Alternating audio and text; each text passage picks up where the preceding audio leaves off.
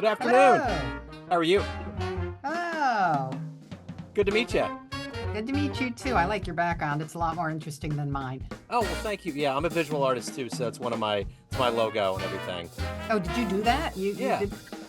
You know, I want a logo. Yeah? Yeah. You yeah, find someone creative and just yeah, that's it. I'm sure people would follow themselves to be able to make a logo for you. Oh, listen to you. Listen to you. Anyway, thanks for Yeah. setting this up and having me and all that. Yeah, I love your music. I've already had you on the show. I usually wait, but I was just ready to go. It was like Christmas morning. I got it out there. So it's great to meet you. I'm looking forward to getting into the new album and your life and music. So where are you located exactly? Just outside Washington D.C. Like, as in, like I walk around four houses down and go down a flight of stairs into the park, and I'm in the district. Okay, all right. So is there kind of like a buzz now? There's something new going on in the city? You mean because of recent news events? Yeah. Do you feel it there when it happens? Well, the way we feel it is, I don't know if this has anything to do with recent news announcements, but I've just discovered that a whole bunch of streets right around the Kennedy Center are closed, which isn't going to affect me. But my husband's starting he plays trumpet and he's starting a show at the Kennedy Center tomorrow, Oh and wow. every street leading up to it is closed. Wow. Things like that happen around here. Yeah, I imagine so. I every time I hear people that are in the DC area, everything just has to roll differently. There's such an epicenter. I mean, everything that we see, most of the news, there's a level of it that originates there. So it's interesting to me, the energy, Yeah. you Yeah, know. and, you'll be going along somewhere, and all of a sudden, cops are closing the road so a motorcade can come through. Yeah, But yeah, you know yeah. what? I grew up here. Except for my undergraduate, education, I have lived here my entire life. To me, it's business as Yeah, usual. sure. Absolutely. Well, I'm in Kansas City, Missouri. That's actually the skyline back there. So it's great to meet you. And before we get into your latest album, I'd like to know one of the more tumultuous things we've all gone through in the last, I don't know, century on this planet was the pandemic. As an artist, how did you survive that time period? How did it influence this album or change the way that you do things now? Well, one of the things that I did so as it happened, I'd had a very long-held dream to, get a doctorate and complete, the terminal degree. So I was just finishing that in March, in May of 2020. So right as I was coming to the finish line for all of that, boom, everything stops. And I had started a new band, an organ quartet at the end of 2019 and had performances booked. I had a whole bunch going on. All of a sudden, everything stopped. And and here was this goal that I'd been working for, which I accomplished, which is great, but it was kind of the end was sort of so fizzly that I spent a couple months the summer like worrying that I was going to die every time I walked outside and inhaled. I don't know if you did that, but I mean, I was so paranoid. Yeah. So then comes the fall, and I had nothing to do.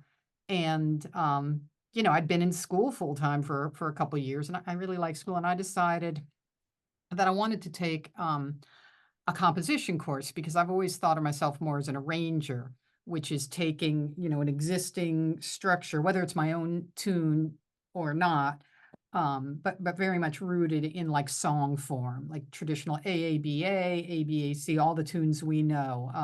Take the A Train and Stella by Starlight's through composed to ignore that, but you know what I mean. Yeah.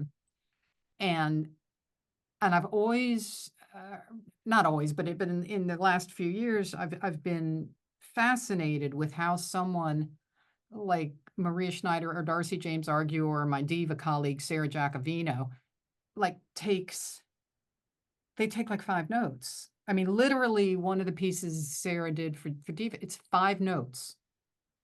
And she created a gorgeous piece. It's called The Darkness of the Matter. And it's just beautiful. And I've been interested in how does that work? So I signed up for an online course taught through Berkeley. And the teacher was Eric Gould, and he taught a bunch of different techniques for sort of getting into a piece where one week he'd have us maybe just write a melody, like just write the melody, no chords. And the next week, add chords.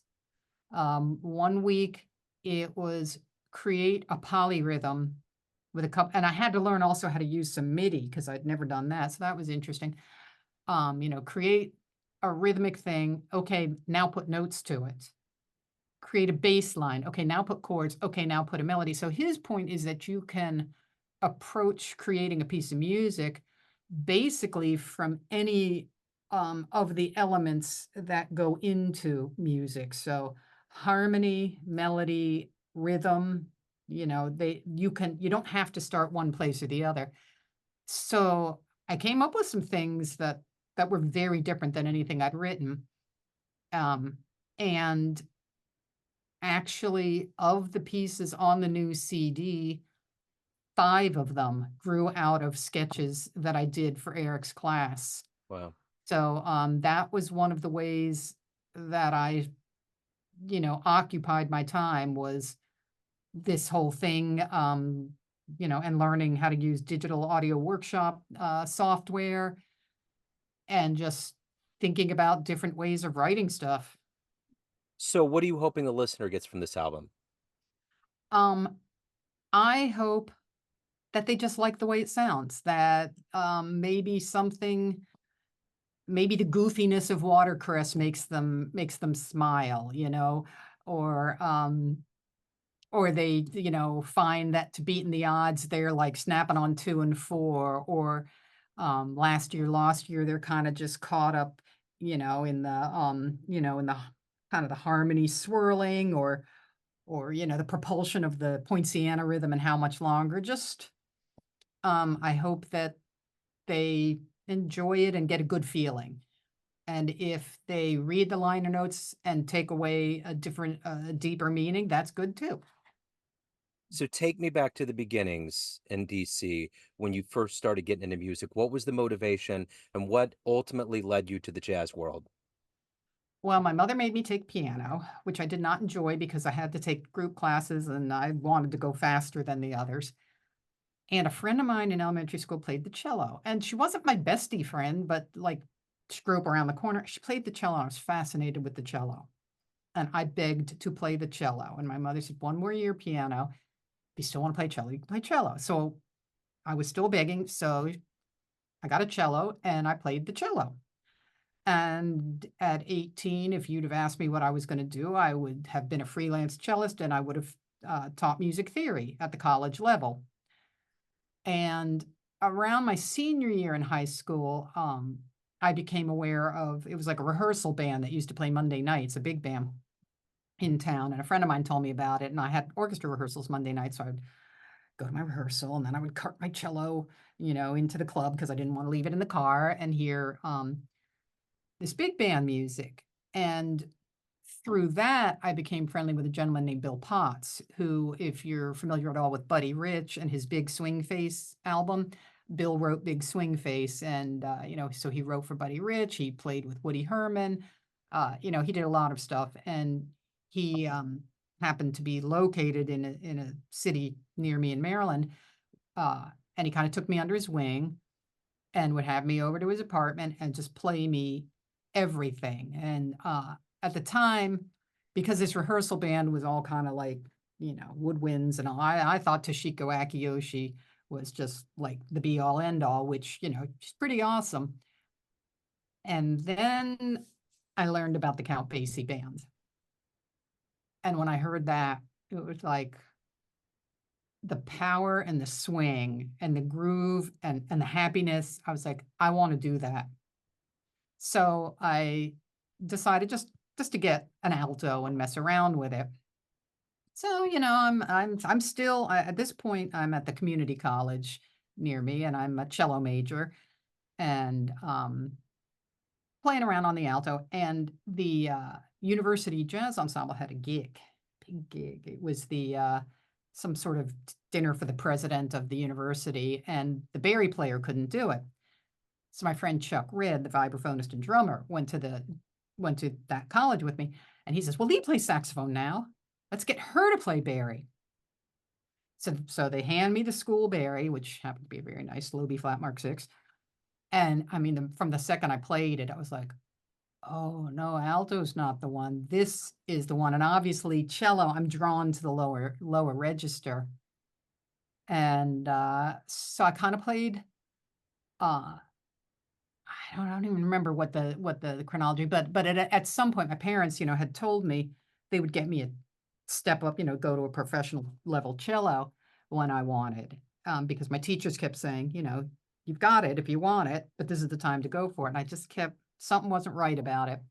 I finally went to my folks and I said, could I have a Barry instead of a cello? And if they got off so much easier financially, but they, Yeah. absolutely.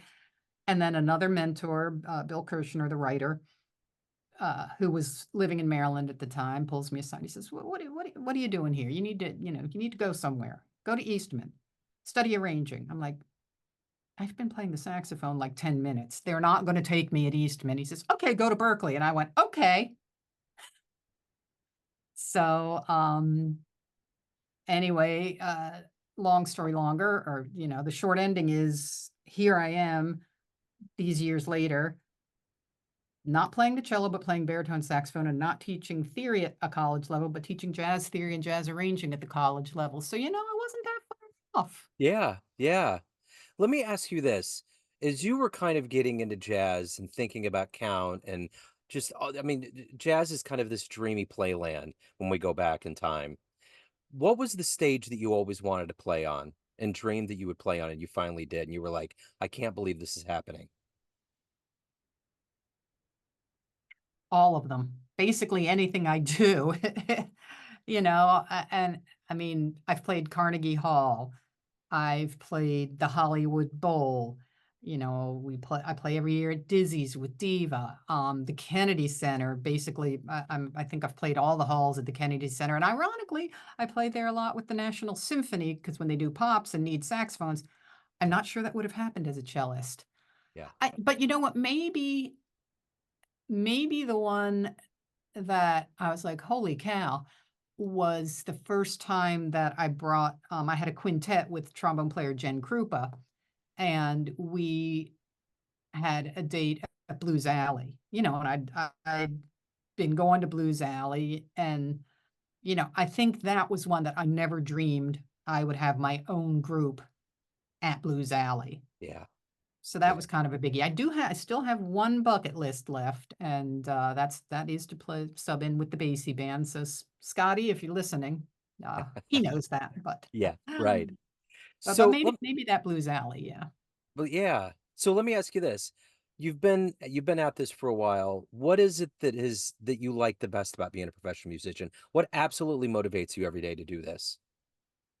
Um, the the camaraderie of creating, like, and collaborating.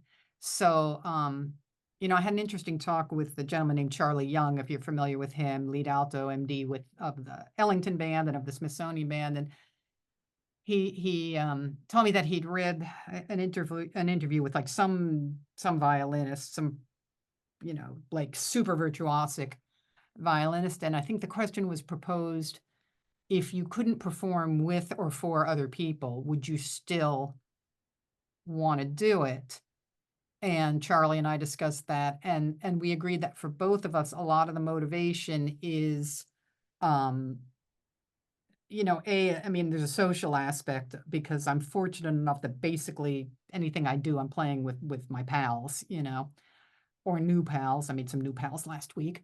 Um, but also playing with people, like-minded people, so that there's give and take. And, I mean, I play a horn, and, we've seen for years, the horn player takes a solo, and then, they step off the side, they go to the bar or whatever. And, I find that boring. I find that boring for myself, and I also find it terribly unfair. It's like, well, the rhythm section's been playing with me, not for me, but with me for my solo. I want to contribute to theirs. So, I comp. You know, I might walk a little bass line, I might play some whole notes, and, like, being able to be on both ends of that give and take, the support role and the upfront role, and sometimes those roles kinda go back and forth really quickly, so I think it's a connection and a collaboration and communication is the thing that keeps sucking me in because when it happens, it's just so amazing, and you just want that feeling again and again and again. I understand that certain drugs are like that. Yeah, right. It's the serum. I get it. I mean, I think about it as someone that listens to jazz. Like, you want that feeling the first time that Miles hit that note. You always want to feel that, you know?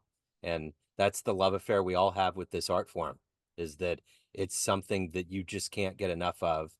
And it's good because it's always evolving and expanding, which is a good thing. Mhm, So, mhm. why do you love jazz? With that being said, why do you love jazz? Because I'm able to both interpret other people's music and put my own stamp on it. So, back to the cello, there was something that didn't feel right about it, and I loved playing in an orchestra. I mean, it was, playing even my high school orchestra, we actually pretty good. I loved it. I didn't get much of an opportunity to play chamber music because there was a very fine cellist in the same year, but, because I kept having second thoughts about the cello and not wanting to play it, occasionally in, like, my senior year of high school, I would play bass, and I got to play some chamber music on bass and, just the smaller group, 5 pieces and everybody's input, it's a lot more sort of intricate, and I realized that I like that. Like, I want the power, but I also want the, intimacy and intricacy, and that what I like about jazz, and particularly because I love playing big band. I mean, that's what got me into it, and one of the things about big band specifically is the power, but also I might be part of just the saxophone section, and there's an aspect of a chamber group. A lot of times because I often play Barry, mostly play Barry in big bands, I might have something with the trombone section. There's another chamber group. It might just be me and bass trombone. So there's that small group thing inside the big thing. And then also in an orchestra, your job is to sound as much like the person next to you as possible. Obviously, that is, there's an element of that in big band or any ensemble playing, but, you know, it's my responsibility to make some music out of my baritone part. It's not all just note, note, note, note, note. I need to really think about what function am I serving? What's the shape of this line? How can I best support or what's happening? And I feel like I have within the context of interpreting the written music, I still have an opportunity to have my own voice. So I think that and again, it's the same, even in a small group, here's the melody, but I can phrase it a certain way. Um, I read it, I'm in the process of reading a very interesting book by a gentleman named Paul Rinsler, and it's called The Contradictions of Jazz. And like one of the things he talks about is freedom and responsibility and how they both work in playing in jazz. So, you sort of, if you choose a certain kind of, he talks about free jazz, um, a little differently, but that you have a responsibility to the whole group, but you also have some freedom to be yourself. So I think as far as a performer, that's one of the things I love. And then as a listener is hearing how that is expressed by the people I love to listen to. And then their individual voices, like you hear 2 notes and it's Dexter, you Yeah, know? yeah. So over the years, you've been able to work with a lot of legends and luminaries. What have you garnered from being around them and playing with them that you in turn teach to the younger students, the younger generation of jazz? Um, I'd say just if you're not loving it for one thing, because I think the people, that I've had the opportunities, and especially, I mean, we traveled with Hubert Laws with Smithsonian in 2019, and, Hubert has been doing this quite a long time, and he still loves it and derives great joy. And if you don't, boy, there's lots easier ways to make a living. Um, Professionals are generally prepared, they come in and they know their material, and the few times I've had the experience of working with someone who's supposed to be kind of in front and they aren't prepared, it's just the whole band just feels it, and so, be prepared, be respectful, be friendly, generally had, I often in the symphony don't have much to do with the person up front, but if I cross paths with someone, they may be like, "Yeah, Barry," So be friendly, be be as good at your craft as you can be, but, I'm of the opinion that you could be amazing, and if nobody wants to be around you, who cares? Yeah. And here's something that I actually got indirectly. So, my colleague Brad Lindy, dear friend and colleague Brad Lindy, has worked with Wadada Leo Smith a lot. And he said that Wadada told him recently that he and his colleagues don't refer to jobs or gigs. Everything is a show or a performance or a concert. And I've started using that language um, simply so that I'm of the mindset that there's sort of no difference if it's a swing dance, if it's my own group. So the septet, we're playing the Smithsonian Jazz at the Garden in August this year, and that's a fairly high profile event. I'm playing at the Gen Conference in January with the septet. But whether it's those events or a retirement home, it's a performance. It's not a gig because very often to me, that can imply just, oh, I had a gig, and just for me, the idea of conceiving of it as not just a gig or just a job, but as an opportunity to perform. And maybe it's a little, I don't know, pretentious. Maybe it's sort of a affectation. I don't know, but I like it, and I've been using that because I think it keeps me in a very good mindset to be positive about things I'm doing, even if perhaps this particular event isn't optimal. Yeah. So that's something I want to pass on to younger ones is, take everything you do seriously and Yeah. bring your best to it. Yeah. So at the end of the day, everyone has a perception of you. Family, friends, fans, students, but you run the show. What's your perception of you? Who do you think you are? Oh, I think I'm sort of a goofball. And I always think I'm lazy, and then I realize, "Oh my god, I got up this morning and I did this, and I did this, and I did this." Um, my perception of myself or how I'd like to be perceived? Which are you asking? Oh, Either? I'm asking definitely you're in charge. You're driving the id, ego, super ego. What is it that you're putting out into the world? That I'm doing the best I can. Yeah. And if you don't like what I do, that's okay, but try to respect what I do. There are people whose music I respect greatly and I don't particularly care for. Yeah. But I respect their musicianship and their sincerity and their abilities. So, just know that I'm doing the best I can. So I guess that's the name of the album, Beating the Odds is appropriate. So that's the brand new album. I've played it on the show. I urge everyone to get out and get it. And if anyone wants to see you live in the flesh, where do they go? Let's see. So coming up, I'll be at Birdland with the Maurice Hines tribute on Monday, July, is that the 29th, 28th, 29th, I think. Yeah. So I'm actually playing alto for that one. Um, so we're doing, you know, the Diva Orchestra, the 9-piece. We traveled with Maurice and backed him for a number of years with his show. And he was to have put on his last performances at 54 Below in New York on March 13th and 14th, 2020. So they were the first things to go, and then he has since passed away. So we're doing a tribute. So that's July 29th in New York, and then August 9th, I've got my septet at Jazz in the Garden at the Hirshhorn in Washington, D.C.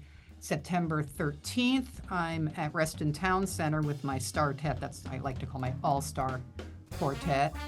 The last Wednesday in August, I think it's the 28th, I'll be playing with the DC All-Stars Big Band to open the DC Jazz Festival. And on Thursday, January 9th at 3 p.m., I'll be playing at the Jazz Education Network Conference in Atlanta, Georgia. And that's what I can remember off the top of my Okay, head that's right great. now. And then I'm sure if anyone needs to, Google and get out there, they can figure it all out. So thank you so much. Thank you for taking time out today to talk about the new album and your story in jazz. I really appreciate it. Thank you for having me.